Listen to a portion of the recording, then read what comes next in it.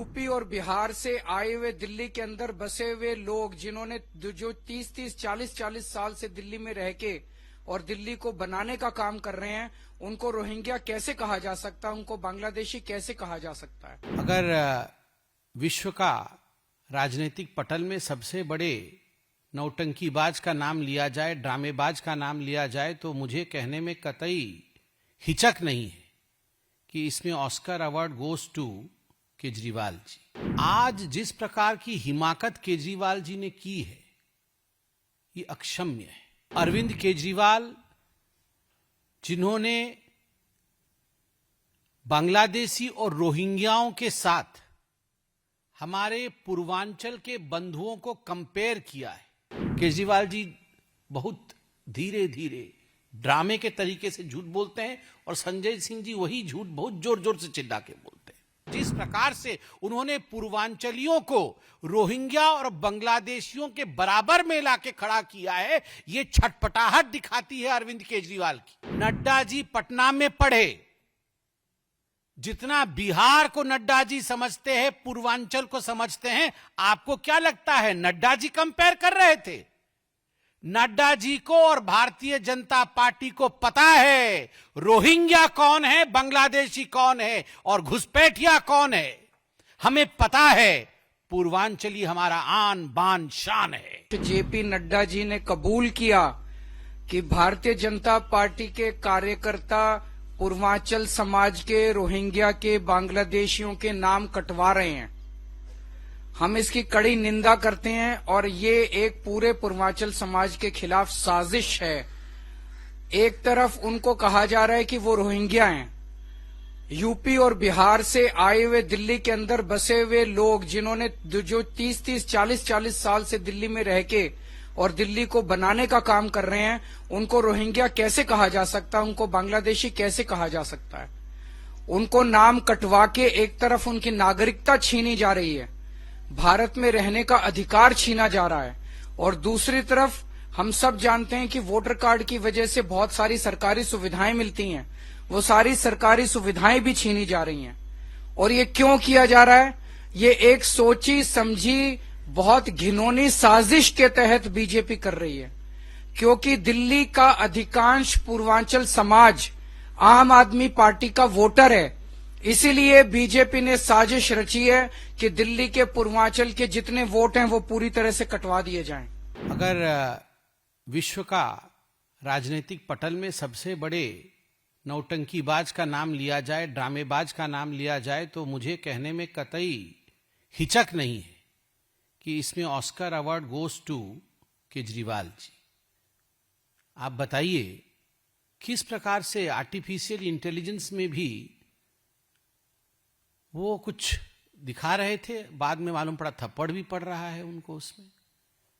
और उसी प्रकार आज जिस प्रकार की हिमाकत केजरीवाल जी ने की है, ये अक्षम्य है। अरविंद केजरीवाल, जिन्होंने बांग्लादेशी और रोहिंग्याओं के साथ हमारे पूर्वांचल के बंधुओं को कंपेयर किया है।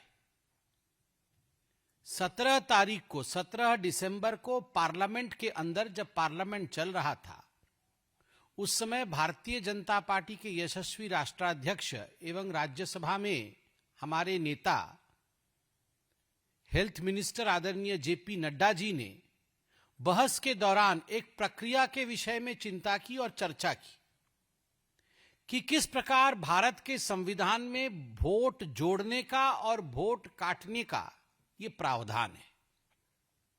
आप सभी जानते हैं कि इलेक्शन कमीशन ऑफ इंडिया, जो संविधान के अंतर्गत काम करती है, उनका एक प्रावधान है कि किसी भी चुनाव से पहले कोई भी व्यक्ति जो वोटर है वो अपना नाम जुड़वा सकता है।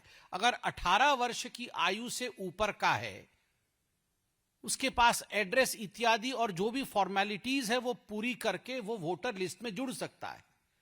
ठीक उसी प्रकार यदि किसी की मृत्यु हो जाती है, कोई कहीं और से आया है, उसके पास परमानेंट रेसिडेंस नहीं है, या जो उचित कागजात होने चाहिए वो नहीं है, या डबल जगह वोटिंग है उसकी, तो उसके प्रक्रिया के अंतर्गत उसके नाम को काटा जा सकता है, उसको डिलीट किया जा सकता है।